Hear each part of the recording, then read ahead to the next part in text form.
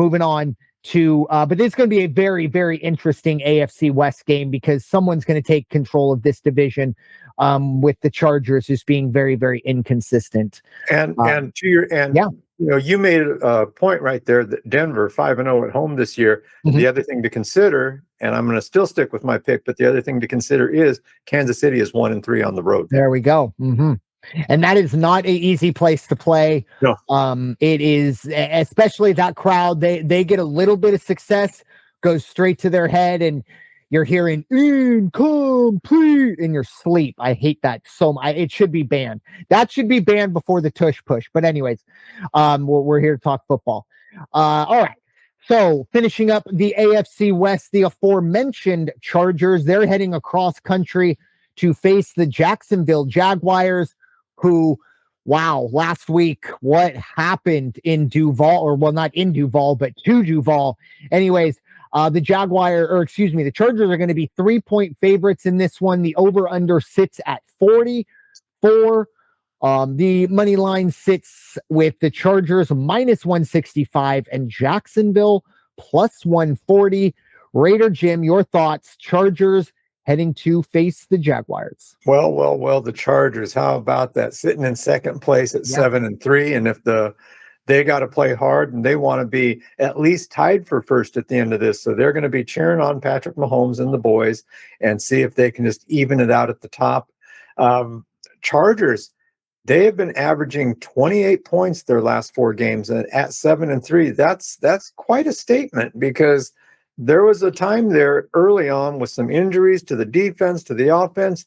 You kind of could write off the Chargers. I could kind of write off the Chargers at least, but hats off to them for hanging in the way they have. And on the other side of that, we've used this word all throughout the season, it seems. The Jags, inconsistent. Perhaps one of the most inconsistent teams in football right now, just like we talk about the Broncos being a little inconsistent.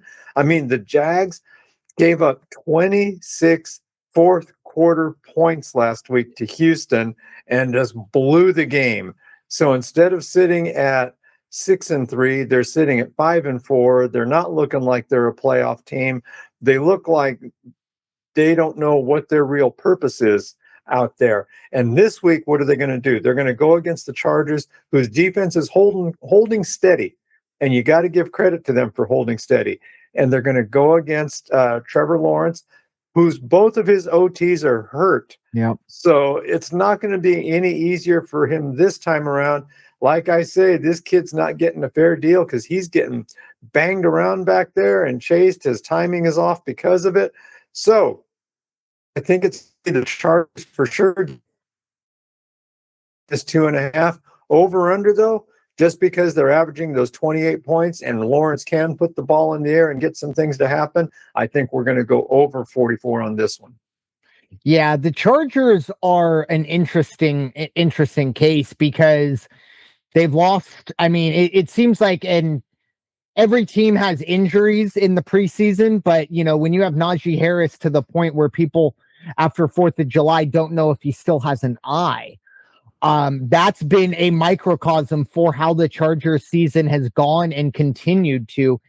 And thankfully, everything is fine with Najee Harris. That was more tongue in cheek, but just to kind of give you an idea of where the Chargers are injury wise. Obviously, Omari Hampton's done. The run game's been struggling. The loss of Joe Alt, I think, eventually has to catch up to the Chargers.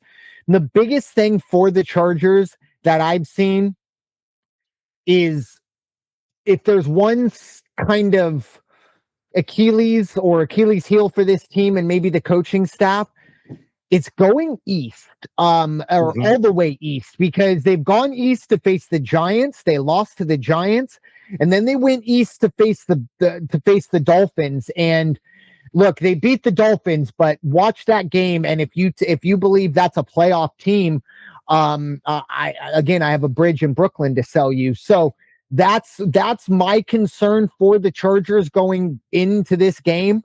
I am, of course, as always, on brand. I am going to buy a half a point. It's just a question of where. and it's going to be on the plus side. I like Jacksonville to cover 3.5 here.